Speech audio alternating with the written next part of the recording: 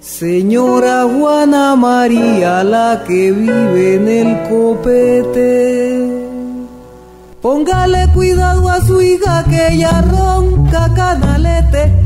Póngale cuidado a su hija que ella ronca canalete, ay que ella ronca. Oyentes de la 98.5 FM UN Radio, les damos un cordial saludo en esta nueva emisión de Antropología No Solo en el Aire, que es un programa del 12 Congreso de Antropología en Colombia. Hoy tenemos como invitado al profesor Jaime Arocha Rodríguez, con quien vamos a conversar acerca de los estudios afroamericanos y afrocolombianos. Buenos días, profesor Arocha. Está usted bienvenido a los estudios de UN Radio. Buenos días, muchas gracias por invitarme, tengo mucho gusto de estar aquí. Bueno, también en el estudio nos acompaña David Kitian, quien nos va a contar acerca de la trayectoria académica del profesor. ¿Qué tal, Joana? ¿Cómo estás? ¿Qué tal, David? El profesor Jaime Arocha Rodríguez es profesor asociado de tiempo completo de la Universidad Nacional de Colombia. Es PhD de la Universidad de Columbia, actualmente director del Grupo de Estudios Afrocolombianos e investigador del Centro de Estudios Sociales CES de la Universidad Nacional de Colombia.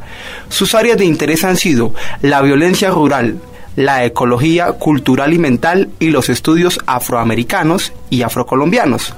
Algunas de sus publicaciones son Mi gente en Bogotá, estudio económico y social de la población afrodescendiente que reside en Bogotá, del que es coautor, publicado en el año 2002. Obligados de Anaense, hilos ancestrales y modernos en el litoral pacífico, del año 1999, y Las violencias, inclusión creciente, del que también es coautor, publicado en 1998. Búscame un guapireño que me sepa comprender. Búscame un guapireño que me sepa comprender. Ay que ella ronca, ay que ella ronca, ay que ella ronca. Conociendo las temáticas que trabaja el profesor Arocha, pues queremos preguntarle acerca de sus investigaciones y de sus temas de interés. Primero que todo, profesor Arocha, ¿en qué contexto histórico y social nacen los estudios afroamericanos en nuestro país? Bueno, habría que pensar en muchas opciones hoy en día. Uno no puede dejar de mencionar el trabajo del jesuita Alonso de Sandoval, de principios del siglo XVII. Ese es un trabajo que hoy clasificaríamos como de carácter etnográfico e inclusive etnohistórico. Y es una obra fundamental para la comprensión de los pueblos afrocolombianos. Y se trata pues de un trabajo que ve a los cautivos que en ese entonces llegaban al puerto de Cartagena con una mirada humanista, a diferencia de lo que va a pasar siglos más tarde, por ejemplo, con los evolucionistas del siglo XIX, dentro de cuyo pensamiento lo que va a figurar es la descalificación sistemática de los cautivos africanos y sus descendientes, particularmente en calidad de raza inferior, raza inferiorizada, y es durante ese periodo que se arma ese paradigma de formación nacional que nos rige aún hoy en día, en cuanto a que la gente negra con la indígena ocupa las tierras bajas en calidad de ámbitos de salvajismo, de barbarie, de incivilización, de falta de ejercicio racional, y pues el contraste es con las tierras altas andinas, dentro de las cuales está la civilización blanca fundamentalmente. Pues es un paradigma sobre la superioridad racial blanca que poco a poco ha ido reconociendo también los logros de los pueblos indígenas, y como se podía ver en el Congreso, ¿no? Es decir, indudablemente el hecho de que hubiera una sesión que se prolongó a lo largo de todo el Congreso sobre pensamiento indígena habla de la apertura que progresivamente se le fue dando a la filosofía de los nativos de América. Ese no es el caso de los afrocolombianos. Y entonces siempre hay que pensar en esas dos visiones a grandes rasgos, una visión inferiorizante y una visión más bien positiva. Entonces uno casi que podría saltar del siglo XVII a casi que podría hacerlo, una caricatura demasiado arriesgada, pero podría llegar al padre José Rafael Arboleda, que fue alumno de Melville Herskovits, y quien impulsó las primeras exploraciones de las permanencias de África en Colombia, siguiendo lo que hoy se conoce con el nombre del modelo del encuentro. Otro alumno de esa escuela fue Aquiles Escalante, que hace dos aportes absolutamente fundamentales para la comprensión de los afrocolombianos: su libro sobre Palenque y el negro en Colombia. Paralelamente, los trabajos iniciales de Manuel Zapata Olivella, pues que van a culminar con Chango el Gran Putas, su gran obra que va a ser traducida próximamente al inglés, y luego una figura muy importante, la de Rogerio Velázquez, quien trabajó en el Instituto Colombiano de Antropología como investigador y cuya obra se publicó en la Revista Colombiana del Folclore. Ese hecho siempre se ha señalado como una característica muy importante de los patrones de racismo que hay en Colombia. En primer lugar, pues que los afrocolombianos no se consideraran sujetos dignos de la antropología, y en segundo lugar, que un antropólogo afrocolombiano que estudiaba a esas personas no pudiera publicar en la Revista Colombiana de Antropología, sino en la Revista Colombiana del Folclore. Y no sé, de ahí pasaríamos a mirar ya el aporte, así dentro de la antropología, de Nina de Friedemann, pero ya nos mudaríamos a principios del decenio 1960. Bueno, profesor, muchas gracias. Es un panorama, usted nos dice que arriesgado, pero sin embargo muy ilustrador de lo que ha sido el avance en la materia. Y eso me impulsa a preguntarle de un hecho político que marcó el cambio jurídico a nivel nacional del reconocimiento a las llamadas minorías étnicas. Y justamente nos han llegado ecos de su participación activa en los procesos de paz que llevaron a la firma de la paz con el grupo guerrillero M-19, que a la postre sería el prolegómeno de lo que sería la Constitución de 1991. Profesor, nos quería referir usted brevemente cómo fue esa participación suya y cómo se logra después de que en la Constitución quede de una forma explícita el reconocimiento a la diversidad étnica. Bueno, eso es bien difícil resumirlo, pero a ver, siguiendo las enseñanzas de Nina de Friedemann, yo desarrollado el propósito de reversar ese paradigma andinocéntrico del cual hablaba, es decir, el de las tierras altas como fuentes de civilización. Pero ese paradigma tiene otras expresiones en diferentes lugares, y con ocasión de la celebración de los 500 años del supuesto descubrimiento, fueron evidentes las celebraciones que tuvieron lugar con respecto a los pueblos indígenas, y con toda la justeza a lo largo de todo el continente. Pero desde ahí empezamos a insistir, bueno, y la gente que fue capturada en África a la fuerza, que llegó aquí y entonces hizo unas elaboraciones muy complejas e importantes, ¿por qué no se reconoce en ese marco? Y en ese periodo hay varios simposios internacionales donde a mí me golpea mucho esa simetría, y como que se me afila la percepción de lo inequitativo de ese desbalance. Y entonces, cuando se inician los procesos de paz con el M-19, hay una delegación bastante nutrida de profesores de la Universidad Nacional, quienes vamos a Santo Domingo. Vamos a Santo Domingo y nos encontramos que el M-19 en gran medida está reproduciendo el mismo paradigma, con todo y que parte del origen de sus luchas fue la zona plana del norte del Cauca, que es un territorio de una enorme importancia para la tradición afrocolombiana y para la formación de las economías campesinas afrocolombianas. Entonces ahí empezó esa continuación de ese sirirí permanente, ¿no? De aquí hay una simetría que hay que corregir. Y yo recogí parte de las discusiones de profesores que participaron en ese periodo, agregándoles mucho de mi propia cosecha para elaborar un documento que leímos en el ámbito del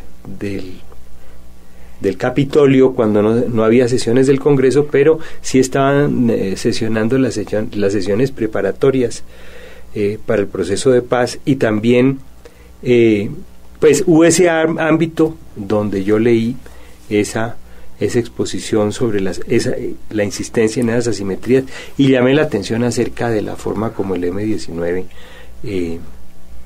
reproducía la asimetría. Eso fue muy importante porque Carlos Pizarro aceptó la equivocación de ellos y empezó a hacer contactos más frecuentes conmigo y el pequeño grupo de trabajo que teníamos en ese entonces para ir mirando cómo se cambiaba eso. Infortunadamente, pues a él lo asesinaron, y eso tomaría otro rumbo completamente distinto, que sería más bien el de las asambleas, lo hemos llamado la asamblea preconstituyente, y yo ahorita no me acuerdo exactamente cómo se llamaba ese ámbito, asamblea preparatoria de la asamblea constituyente de octubre de 1990, donde volvimos a retomar ese problema de las asimetrías y de la urgencia de resolver el problema territorial de los afrocolombianos, porque es decir, lo grave de la asimetría, claro, el aspecto simbólico es fundamental, pero la base material de ese aspecto simbólico pues es muy importante, y esa base material pues es el territorio. Ese territorio no había sido reconocido en la calidad de ancestralidad que indudablemente era evidente que tenía, y entonces de ahí la lucha que, por ejemplo, hicimos con Carlos Rosero en esa asamblea con Nina de Friedemann, lógicamente, y abrir la discusión, sobre todo a que de verdad se considerara que la forma de territorialidad que ejercían los afrocolombianos no era la territorialidad fundamentada en dominios individuales, sino en unos dominios mucho más complejos. Eso se condensaría posteriormente en la noción de territorios colectivos, que quedó amparada, legitimada y aplicada lógicamente mediante la Ley 70 de 1993. Profesor Arocha, hablando de la Constitución del 91, en esta Constitución se proclamó a Colombia como una nación diversa y pluricultural. Nosotros queremos preguntarle al profesor, ¿realmente en la práctica ha habido este reconocimiento a los pueblos afrodescendientes? Es decir, ¿ha habido unas mejoras en cuanto a las condiciones de vida de estas personas? Y estos derechos que se han proclamado en la Constitución, ¿han sido eficaces? ¿Se han aplicado suficientemente? Colombia es otra, después del 91, con todos los inconvenientes que presenta la Constitución, sus contradicciones. Por una parte, el reconocimiento a los derechos étnicos de indígenas y afrocolombianos, su expansión, su consolidación, y la contradicción de siempre, ¿no? La consolidación de un modelo neoliberal. Eso es una contradicción evidente, pero dentro de ese juego y dentro de esas fricciones, algo que es innegable es la titulación colectiva sobre un territorio de más de 5 millones de hectáreas. Personas como Oscar Almario, de esta Universidad C de Medellín, insisten en que es la revolución agraria más importante que ha habido en América Latina desde finales del siglo XX y principios del XXI. Eso es innegable. El problema, lógicamente, es que ese modelo neoliberal, que al mismo tiempo apoya la misma Constitución, entonces pues hunde sus garras en esos territorios y ocasiona el destierro forzado de muchísimos de los protagonistas de esa transformación tan importante. Entonces esa es una contradicción gigantesca que parecería que tiene algunos asomos de solución. Por ejemplo, acabamos de leer en El Tiempo que los territorios de Curvarado y Guamiandó, que fueron expropiados de las comunidades afrocolombianas, parecería que va a haber un reversazo en ese sentido y que se van a eliminar los títulos individuales de las palmicultoras y se iniciaría un proceso de devolverles a las comunidades afrocolombianas lo que es de ellas. Eso sería un hito absolutamente excepcional, y de llegar a realizarse, pues muchos de nosotros tendríamos que tragarnos nuestras palabras en contra de los modelos de desarrollo capitalista que imperan hoy en día. Falta ver si ese congelamiento de créditos que ha ocurrido a los inversionistas de esa región se materializa en una real reentrega a las comunidades de esto. Y también, pues, el presidente plantea que haya 600.000 hectáreas sembradas en palma aceitera para el año 2010. Pues habría que ver con esta nueva situación cómo es que el gobierno va a hacer compatible la expansión de la palma aceitera y la territorialidad de los afrocolombianos. Dentro de eso, lo que sí hay que señalar es la fortaleza de las organizaciones afrocolombianas de la base, que han continuado trabajando, les han matado gente en cantidades significativas, pero continúan insistiendo en sus derechos y en la valía de la reforma.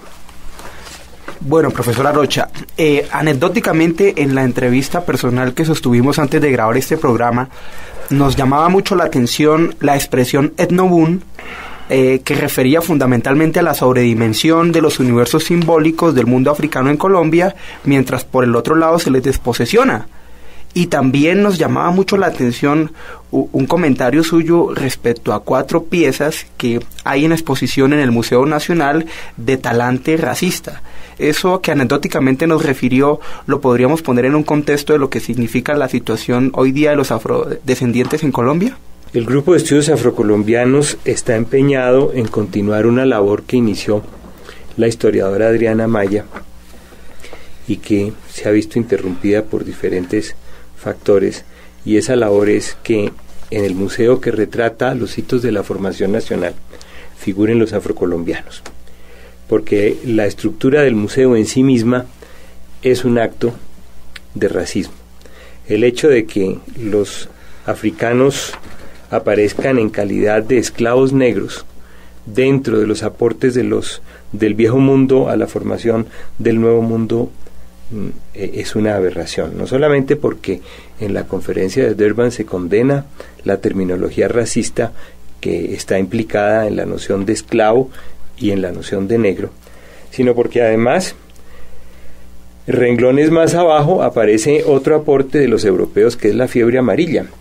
Entonces esa asociación entre gente africana o afrodescendiente y enfermedad no hace sino ratificar una tendencia que Alfonso Müller ha desarrollado y demostrado que tiene lugar en el libro por excelencia de la historia colombiana, que ha sido el texto de Nahor y Arrubla, donde los negros y los mulatos tan solo aparecen en calidad de portadores de ciertas enfermedades.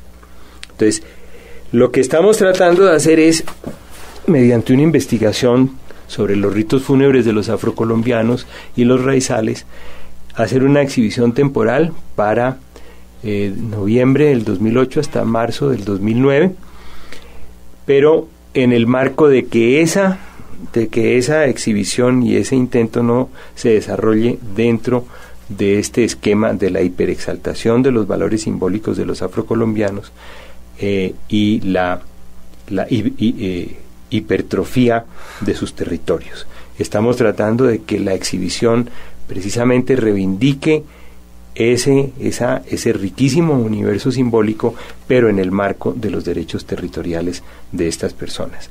Es decir, tratamos de que la exhibición sea una excusa para mostrar la dignidad de esos pueblos en cuanto a su universo simbólico y la dignidad que merecen en cuanto a su universo material. Profesora Rocha, sabemos que usted adelanta un proyecto de investigación sobre convivencia interétnica en el ámbito escolar, y esto hay vinculado a docentes de colegios de Bogotá en modalidades de extensión y formación. Queremos que nos profundice acerca de este proyecto y de esta investigación, y que además nos cuente de qué se trata la Cátedra de Estudios Afrocolombianos y qué es esto, qué significa esto de generar una mayor presencia de África en el aula. Cuando uno examina la complejidad y la riqueza de los universos simbólicos africanos y afroamericanos, se da cuenta que una de las inequidades enormes que ha hecho el sistema de educación desde la primaria hasta la universidad es haber privado a sus estudiantes de aprehender esos universos y darles un estatus comparable al que pueden tener los de Grecia y Roma. Además, con un mayor sentido de pertenencia, porque aquí tenemos descendientes de gente que provino de imperios como el del Mali, e imperios de una enorme complejidad a lo largo de las cuencas de los ríos de África occidental, centrooccidental y central. Entonces lo primero es que yo diría es que aquí se ha cometido una injusticia reiterada con los estudiantes en general, pero con los estudiantes eurodescendientes en particular, por cuanto les han enseñado las estrategias de la discriminación y el racismo. Y cuando esos mismos estudiantes se percatan de que las ejercen, pues librarse de ellas es tremendamente complejo.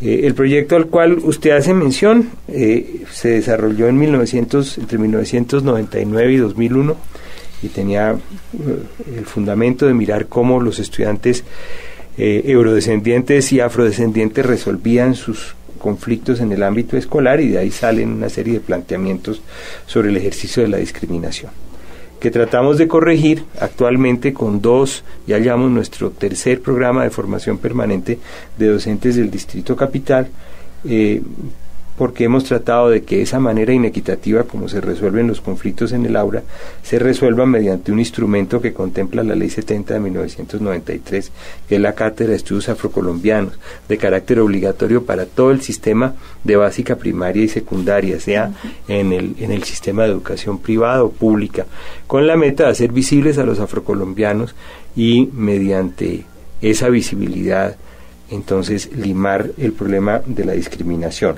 Entonces hay una conexión entre lo que nosotros observamos como racismo en el ámbito escolar y los proyectos que desarrollamos para docentes del distrito que pongan el instrumento contra el racismo que contempla la Ley 70 de 1993, bajo un principio muy elemental. Uno no se porta mal con lo que ama, y uno puede amar a los afrocolombianos, a su historia, a su cultura, si la conoce mejor. Bueno, profesor, se nos está acabando el tiempo, no obstante hay oportunidad de formularle una última pregunta. En el reciente 12 Congreso de Antropología, el profesor Jaime Arocha tuvo una doble participación. Por una parte fue ponente del Simposio Central, Compromiso Social y Desafíos en América Latina, y también fue coordinador del simposio Balances y Perspectivas de las Africanías en Colombia. Cuéntenos brevemente, profesor, un poco de esas dos experiencias. También estuve en el simposio con Sofía González, estuve en el simposio Etnografía, Etnología de Pueblos y Veredas que organizó el Externado, un excelente simposio. Yo creo que ese y el de las africanías tenían dos cosas en común, y es que el promedio de edad de los asistentes no pasaba de los 28 años. Se trató de dos simposios dentro de los cuales la gente joven expuso sus logros en la investigación sobre los pueblos afrocolombianos, en el caso nuestro, en el otro en general, y no fueron simposios de estrellas, sino de camelladores, y eso fue muy importante. Entonces vamos hacia la publicación de las ponencias de nuestro simposio, y con respecto a al simposio central, pues yo expuse mi trabajo, o el trabajo que he desarrollado con Lina del Mar Moreno, también exalumna nuestra y miembro del grupo de estudios afrocolombianos, que he desarrollado con respecto a la futura exhibición del Museo Nacional, Ritos Fúnebres de los Afrocolombianos y los Raizales. Amables oyentes, muchas gracias por su compañía y los invitamos a una nueva emisión de Antropología No Solo en el Aire. Fue un gusto para nosotros tener al profesor Jaime Arocha Rodríguez en el estudio. Estaremos muy pendientes de sus investigaciones. Este tema de los afrodescendientes es un tema muy relevante en la realidad de nuestro país. Esperamos poder seguirlo escuchando y leyéndolo. Para todos ustedes, un feliz día y sigan sintonizados con la emisora de la Universidad Nacional de Colombia.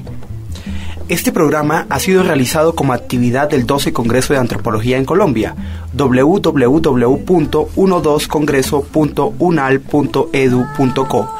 Estuvimos con ustedes en la dirección Jimena Pachón, en la producción Edgar Huasca y en la realización de libretos y locución Johanna Bajanit y quien les habla David Quitián. En Tumaco y Ecuador, en